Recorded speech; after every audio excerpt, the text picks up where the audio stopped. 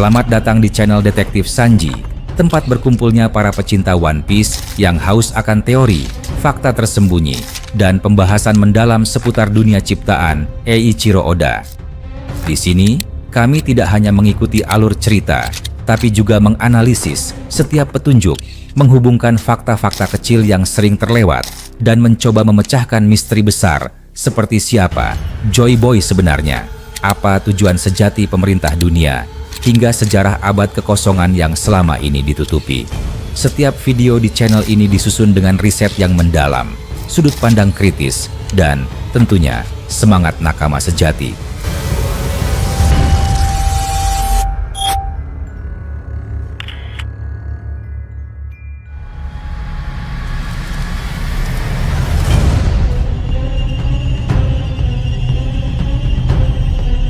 Kisah ini berlanjut dalam bab yang lebih kelam dan penuh tekanan dari sebelumnya. Kali ini, narasi dibuka dengan pemandangan mengerikan yang menyelimuti seluruh area sekolah Walrus dan sekitarnya. Kabut gelap menggulung dari balik hutan, menyelimuti langit, dan menutupi sinar matahari. Angin berhembus dingin membawa aroma kematian.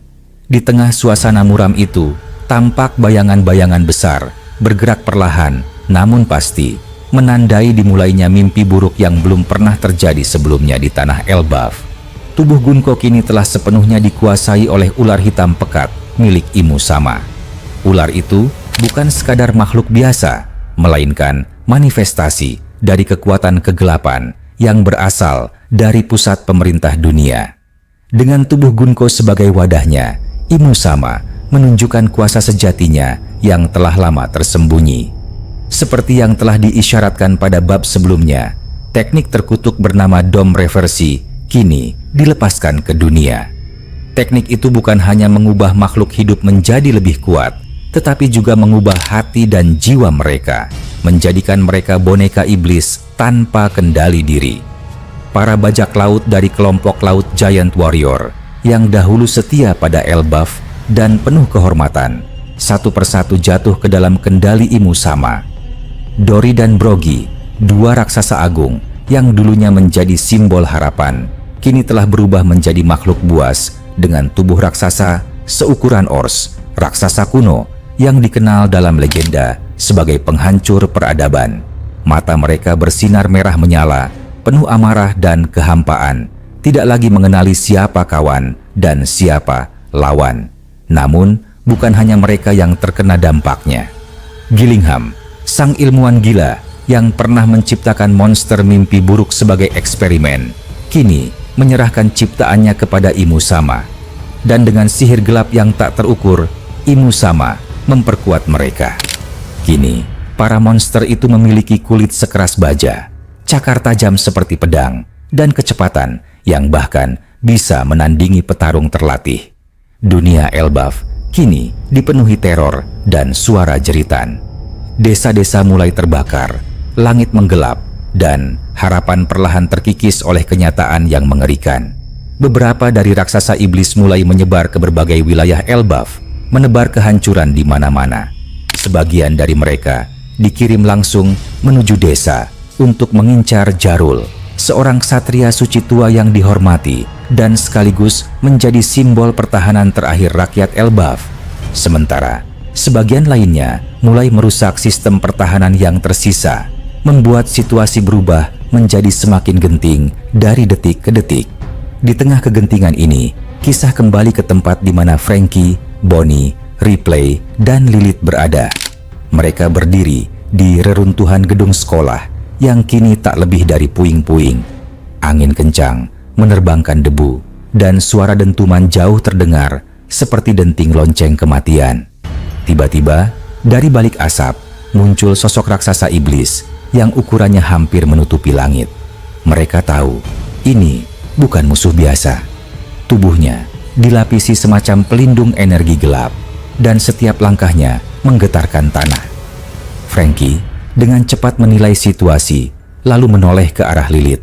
Wajahnya serius. "Kau harus pergi," katanya tegas. "Tempat ini bukan untuk orang sepertimu. Ini akan menjadi pertarungan berdarah." Namun, Lilith menolak. Di mana aku bisa aman dalam dunia seperti ini? Suaranya gemetar, tetapi tekadnya kuat. Aku tak bisa lari dan berpura-pura semuanya baik-baik saja. Ketegangan pun memuncak. Ketakutan, kemarahan, dan keberanian bercampur dalam satu momen yang sangat rapuh. Ripley, yang sejak tadi memperhatikan, akhirnya memberikan usulan penting. "Lilith," katanya, "kau bisa terbang, bukan? Gunakan sepatumu dan terbanglah ke atas pohon Adam. Di puncaknya ada wilayah tersembunyi yang disebut sebagai dunia surga Elbaf. Hanya sedikit yang tahu tentang tempat itu, dan lebih sedikit lagi yang pernah ke sana. Tapi aku tahu jalan masuknya. Di sana, kau bisa temui raksasa penjaga dan jelaskan padanya tentang keadaan dunia bawah saat ini. Katakan juga bahwa kau dikirim olehku." Semua terdiam sejenak. Dunia surga Elbaf adalah legenda, tempat yang katanya hanya bisa dimasuki oleh mereka yang benar-benar dipercaya oleh langit. Tapi tak ada pilihan lain. Lilith mengangguk pelan dan mulai melayang, terbang tinggi, meninggalkan ketiga temannya di bawah. Ketika bayangan Lilith menghilang ke atas awan, raksasa iblis itu akhirnya tiba. Frankie tidak membuang waktu. Dengan sekuat tenaga, ia menembakkan radical beam ke arah dada monster itu. Ledakan besar pun terjadi, tetapi hasilnya sangat mengejutkan. Monster itu tidak bergeming, tak ada goresan sedikit pun. Frankie terpaku. Serangan pamungkasnya yang biasa bisa menghancurkan kapal perang tak ada artinya di hadapan musuh ini. Monster itu mengangkat lengannya dan menghantam tanah dengan kekuatan destruktif.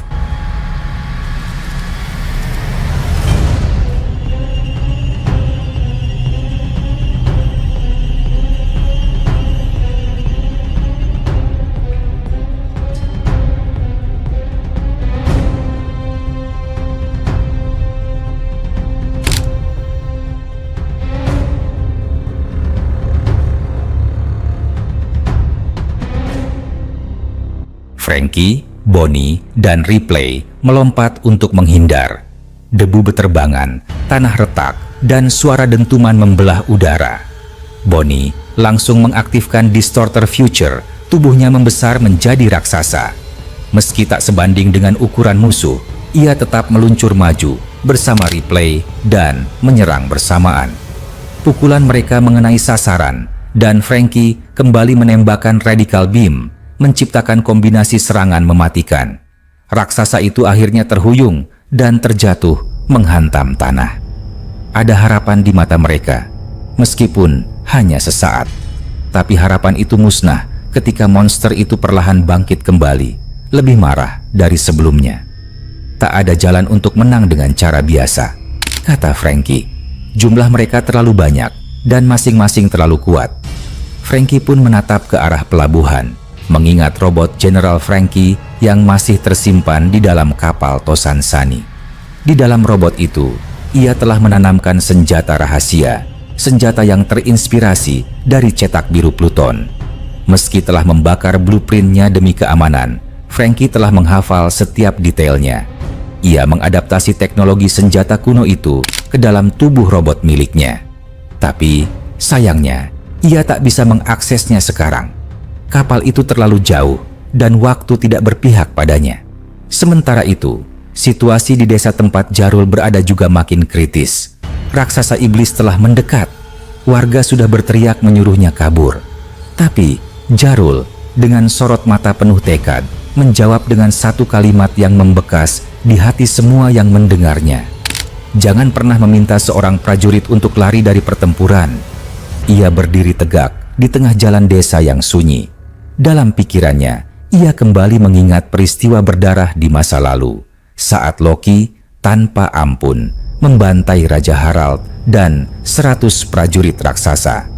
Bukan karena pengkhianatan, melainkan karena mereka telah dirasuki oleh kekuatan kegelapan, sama seperti yang terjadi sekarang pada para bajak laut Giant Warrior. Sejarah kini terulang, dan Jarul, satu-satunya harapan terakhir, bersiap untuk menghadapi apapun yang datang. Di langit, badai mulai bergemuruh. Di tanah, monster dan iblis mendekat. Dan di tengah semuanya, para pejuang yang tersisa berdiri, bukan karena mereka yakin akan menang, tapi karena mereka tahu jika mereka tak melawan, takkan ada lagi yang bisa diselamatkan. Dalam kegelapan sejarah yang selama ini terselubung kabut dusta, akhirnya terkuak satu persatu kebenaran yang selama ini tersembunyi. Mereka, para raksasa Elbaf yang dulunya dihormati, dipuja, dan dipandang sebagai penjaga kebanggaan suku raksasa, telah berubah menjadi iblis mengerikan, makhluk haus darah yang kehilangan kesadaran dan kemanusiaannya. Perubahan itu bukan karena kehendak mereka sendiri, melainkan karena kutukan dari kekuatan jahat yang berasal dari pemerintah dunia. Lebih tepatnya, dari sosok paling misterius di puncak kekuasaan, Imu Sama. Di masa lalu, Loki tak punya pilihan. Dengan pedang di tangannya dan air mata yang tak bisa ia tumpahkan, dia terpaksa menghabisi mereka semua. Bukan karena dendam, bukan karena haus kekuasaan, melainkan karena cinta terhadap bangsanya. Jika mereka dibiarkan hidup dalam wujud iblis seperti itu, kehancuran Elbaf hanya soal waktu. Dia melakukannya demi melindungi warga yang tersisa dan demi menjaga kehormatan Raja Harald, pemimpin besar yang telah berubah menjadi iblis tanpa kehendaknya sendiri. Selama bertahun-tahun, Loki dibungkam oleh sejarah yang direkayasa. Dia dianggap pengkhianat, pembunuh raja, perusak tatanan.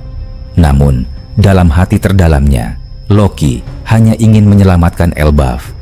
Ia adalah pahlawan yang dicap sebagai musuh, dan kenyataan itulah yang kini perlahan mulai terungkap. Jarul, satu-satunya saksi hidup dari peristiwa itu, mengenang semuanya dengan penuh beban. Namun, ingatannya tak sempat lama tenggelam. Dari balik kabut pertempuran, salah satu raksasa iblis kini menyerangnya dengan brutal. Senjata raksasa pun terangkat tinggi dan menghantam ke arahnya. Jarul, meski telah renta dan tak sekuat dulu, tetap mengangkat senjatanya dan menangkis serangan itu. Tercipta benturan dahsyat yang mengguncang tanah. Namun perbedaan kekuatan itu terlalu besar. Tubuh tua Jarul terpental dan terhempas keras ke tanah. Suasana di sekeliling seolah hening sejenak. Raksasa iblis itu bersiap melancarkan serangan terakhir, menghantam tubuh Jarul yang tak berdaya. Lalu, dalam sekejap, dari bawah tanah muncul puluhan tangan raksasa berwarna merah muda, menyambar tubuh Jarul dan menyelamatkannya dari kematian. Tangan-tangan itu jelas milik Nico Robin. Dari kejauhan, sang arkeolog bajak laut topi jerami telah memperhatikan pertempuran dan menyadari betapa pentingnya Jarul bagi kebenaran masa lalu. Robin sangat kelelahan. Membentuk tangan sebesar itu dan dalam jumlah banyak jelas menguras tenaga. Tapi dia tahu keselamatan Jarul adalah kunci untuk membuka kebenaran sejarah yang selama ini dikaburkan.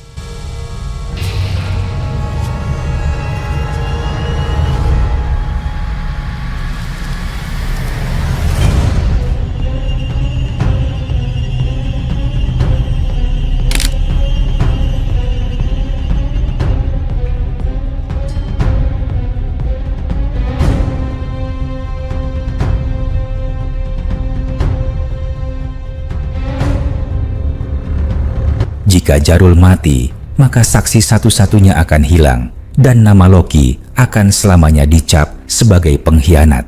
Robin bertaruh dengan tubuhnya sendiri untuk memastikan cerita yang sebenarnya dapat diceritakan kepada dunia.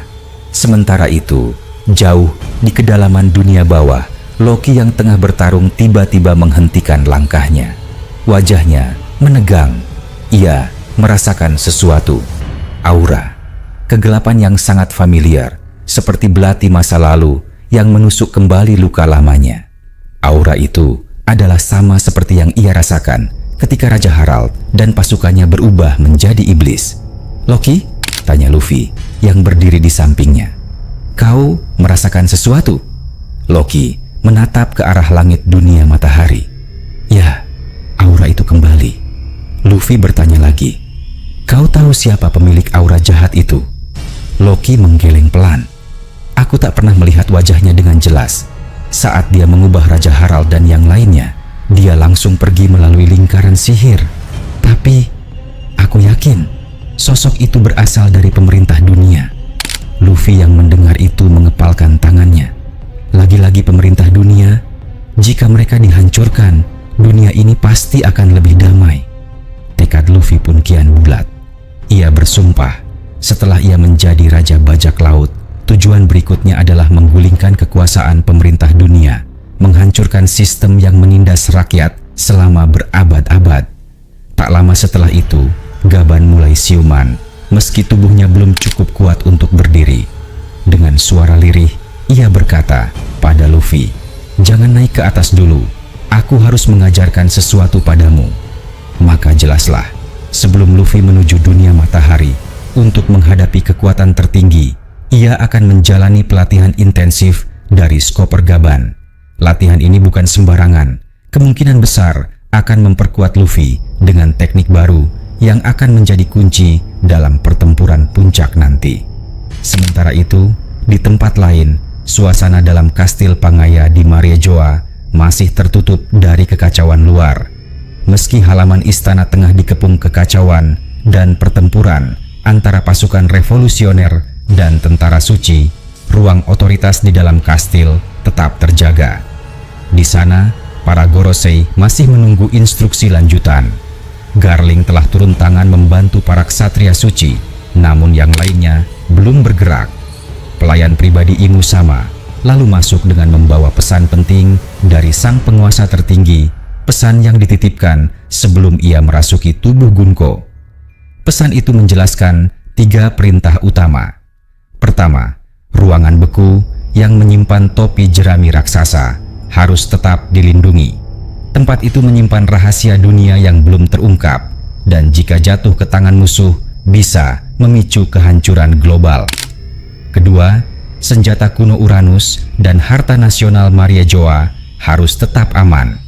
Uranus adalah kekuatan penghancur, seperti yang digunakan Imu Sama saat memusnahkan kerajaan Lulusia. Untuk mengaktifkannya, ia memerlukan energi dari Mother Flame. Sedangkan harta nasional Mariejoa yang pernah disebut oleh Doflamingo adalah rahasia besar yang bisa mengguncang dunia bila diketahui publik. Ketiga, tahta kosong harus tetap utuh. Tahta itu adalah simbol kedaulatan dunia, dan hanya satu orang yang diperbolehkan duduk di atasnya, Imu Sama. Tahta itu bukan sekadar kursi, melainkan lambang supremasi. Jika tahta hancur, tatanan dunia akan runtuh. Pelayan itu juga menambahkan bahwa pengamanan ruangan bunga dan tubuh asli Imu Sama akan ia tangani sendiri. Maka, para Gorosei bisa fokus menjalankan perintah lainnya dengan efisien. Sementara itu, di Pulau Bajak Laut Hachinosu, pertempuran besar pecah semakin hebat. Bajak Laut Kurohige dan marinir yang dipimpin Sengoku terlibat dalam pertempuran sengit. Armada besar Angkatan Laut yang dipimpin Admiral Kizaru kini telah tiba.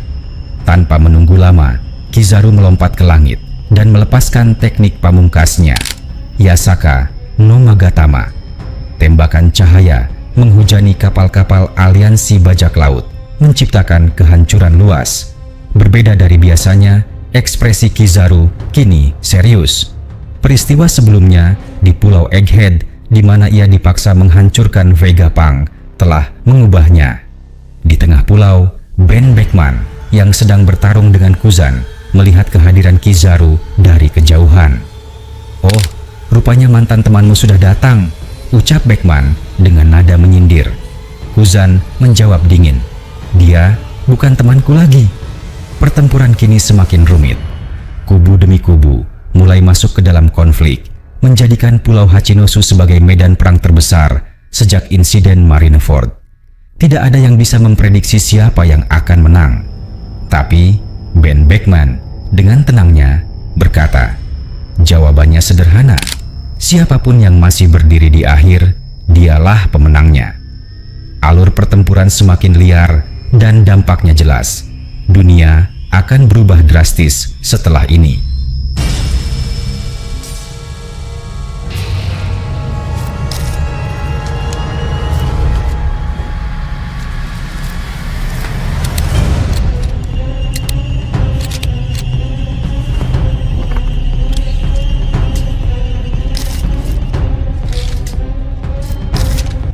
Terima kasih sudah menyaksikan video ini sampai selesai.